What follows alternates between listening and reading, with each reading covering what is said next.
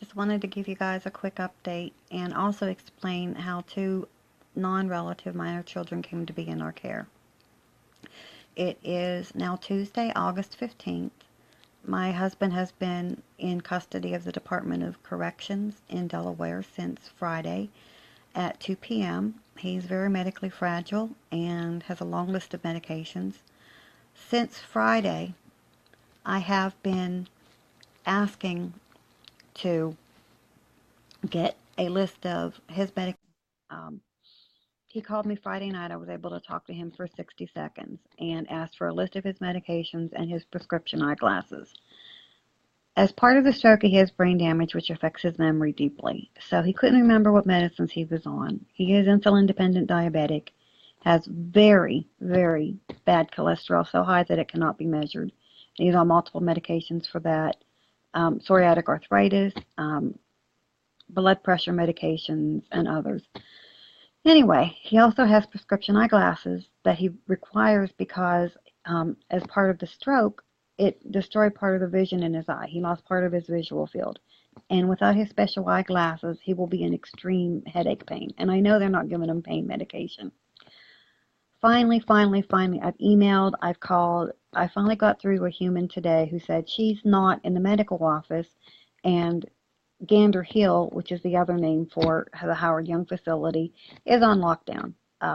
Probably will be a couple of days before the major can get back to me to set an appointment for me to drop off a baggie that contains his prescription eyeglasses, a list of his medications, and um, his SBI number so that they know who it goes to. I did talk yesterday to my state level senator, Brian Townsend. Have not gotten a response back from their office. Brian is on the committee overseeing the Department of Corrections here in Delaware. Did not get the call back that was promised. I just posted again on Brian Townsend's Facebook page. I'm going to try in a minute to reach Governor Carney once again. I've been unsuccessful in getting through to him for the last 2 months. I just cannot get him to respond at all. As to how the girls came in our home, my husband, Ken, is a guy who would give you the shirt off his back. Many years ago, he met a guy named Chuck, whose father had been killed when he was a young boy, and his mom was raising him, and his mom was dying a few years ago. Chuck is on Social Security and needs somebody to manage his affairs because he's not been judged competent to do that. So Ken told his dying mother that he would take care of Chuck and handle his money and make sure that he always had a place to live. And he's done that, even though it's pushed him really beyond what he should have had to do over the years.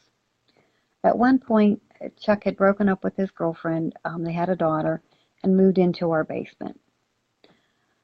At the time, I was spending most of my time at Woodland Beach trying to get our business going, and Ken was working long hours. One day, Chuck asked Ken, could this girl I met online come over with her kids to swim in our above-ground pool in the backyard? It was over 100 degrees. They had no air conditioning. They were in a hotel. They were just really miserable. And, of course, Ken, being the guy that he was, said yes. Well, that woman came over with 3 of her 4 children, 2 girls and a year-old baby by a different father, and actually ended up not leaving. She would never leave her house. She was here from June until November. The girls were enrolled in school. And in November, the 2 of them broke up. We told her she couldn't stay because there had been a lot of fighting and problems, and we just couldn't handle it, but we would be more than happy to help with the girls in any way. I took her to New Jersey to live with family. About a month later, it was in the middle of December, in the middle of one of the worst ice storms that I've ever seen, when she called up and said, can you come get the girls because I can't get them enrolled in school and they're going to be put into foster care. What did Ken do but say, yeah, I'm going to be there, and I agreed with him.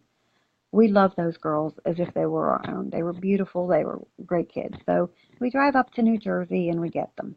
It's in the middle of an ice storm, so we pull up to the projects that they were living in, and there were 2 separate parts of the family. The mother and grandmother had one townhouse that was 1 bedroom, and next to it was her first cousin, who she had just gotten pregnant to. And the little girl came running out She was standing outside in the snowstorm in no shoes, no coat. As soon as she saw us drive up, she came running around, jumped up into Ken's arms and said, "Please, Daddy, take me home." Which we did. We went through all legal procedures. We got legal guardianship of the girls. Both parents, biological parents, agreed to it. At the time, the biological father couldn't get custody because allegedly he had tried to commit suicide with a shotgun in front of the girls when they were much younger. I don't know how true that is. He says that it was a misunderstanding for New Year's. However, I have gone to the Newcastle County Courthouse and looked his name up for his criminal record, and the incident took place in mid-September. And as far as I know, in the United States, we don't typically celebrate New Year's Eve in the middle of September. It's usually on December 31st.